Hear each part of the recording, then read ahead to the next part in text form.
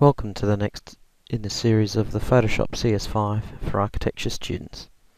Now in this video we're going to copy in the remainder of our source drawings into the presentation and set them out on the sheet. So as you can see, we've already got the section in there. We're going to copy in the ground level plan, so we'll go Control A, select all, Control C to copy, tab back to my presentation sheet to paste, Control V. Now in all of these instances the Mac command key will replace the Control key. Go back to level 1, plan, Control A, select all, Control C, copy.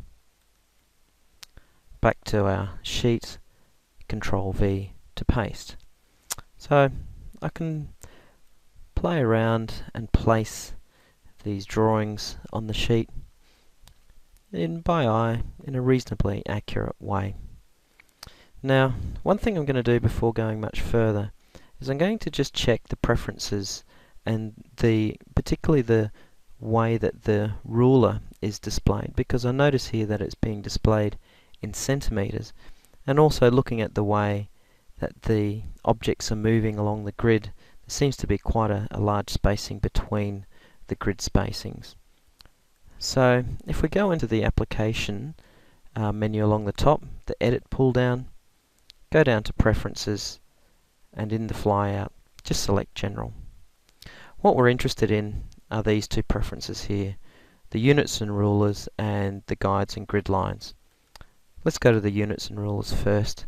I'm going to change my ruler units to millimeters. It's just by force of habit that architects usually work in millimeters, and doing the presentation it just comes as second nature.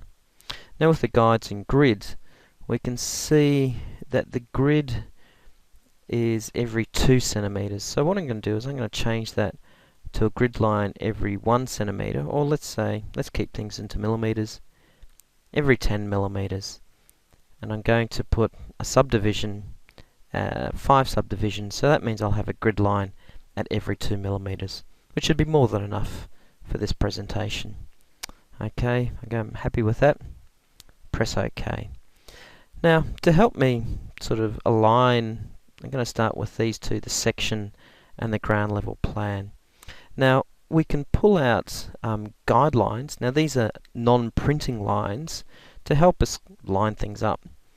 Now a quick way of doing it, perhaps not an accurate way, I'm going to pull a horizontal guideline and I can go up to the ruler at the top, the horizontal ruler, hold my left mouse button down and then pull down a line. And when I've got it positioned approximately where I want it, I let go of the mouse button and it places that guideline there. Now I can, by eye, with the combination of the mouse and nudging it with the arrow keys, I can get this part of the pop-out lining up approximately with that pop-out in the section. Now if I wanted to be a little bit more accurate with the placement of my guidelines, you can see here it's not really set to anything in particular. I can go up to the View application pull-down menu, and we can see here we can place a new guide. Now in this instance I want to place my guide at the 140 millimeter mark. Now with this placement method I can actually type in a value of a vertical guide, 140 millimeters, go OK, and it gives me the guideline exactly where I want it. Now I can move the back edge of this using the move and nudging it with the arrow keys so that it aligns with that. Select my layer 3, and again I can nudge this across with my arrow keys. So I'm reasonably happy with that layout. Okay, it's a bit conventional, but for a start it'll serve us well. It's probably a good idea to save the file regularly. So again, in the pull down menu under the File application, Save, and you can see the shortcut there is Control S, or in a Mac it'll be Command S. So I'm just going to save the file, just in case once we start to get more elements in here and it starts to make our computer work a little bit harder. I don't want to lose too much information in case the program crashes on me.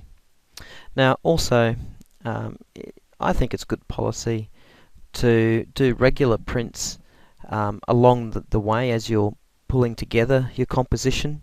Now I like doing a print early on to just check to see that the scans have come up okay and to get a feel for how the composition is coming along in a hard copy. Now to do the print, it's very simple. Again, under the File, Application, pull down menu, and we scroll down right down here to print. Again, shortcut Control P, or on the Macintosh Command P. Going to select that. Now your print window will probably look different to this unless you have the HP DeskJet set up. I'm just going to make sure that my settings are correct, because I can see in the preview window we're not quite getting the printout that we want. And here it is, I suspected. The paper size isn't correctly selected, so I'm going to select an A3 size, and here make sure that I've got it in the landscape mode.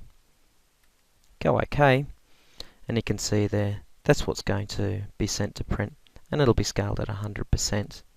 So when I do the actual test print itself, I can check all of the drawings for scale to make sure that I haven't made any silly mistakes in the scanning or placing process.